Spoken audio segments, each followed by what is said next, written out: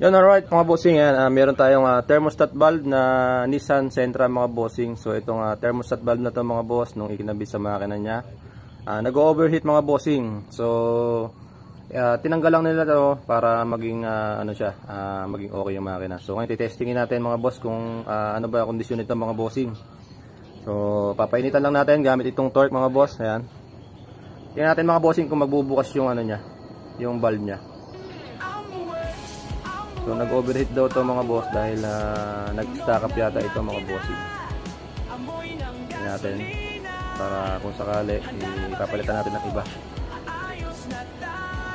Ayan, mga boss.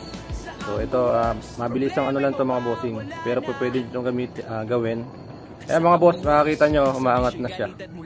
So ibig sabihin hindi ito yung naging dahilan. Ayan, kaya nag-overheat mga bossing. So itong thermostat valve na to is okay pa mga boss. Okay pang ikabit to. Wala tayong magiging problema dito pagka ikinabit natin mga bossing. Although na i-top overhaul naman na yung makina ni sir, so okay na siyang kabitan ng thermostat mga bossing. So para mas ma-maintain natin yung tamang init ng makina mga boss, tsaka yung power ng makina, ma-reach natin talaga mga bossing. So ayan, ito na yung ikakabit natin. So hindi tayo bibili ng bago. Makita ko sa inyo kung magsasara siya pagka inilublob na sa tubig.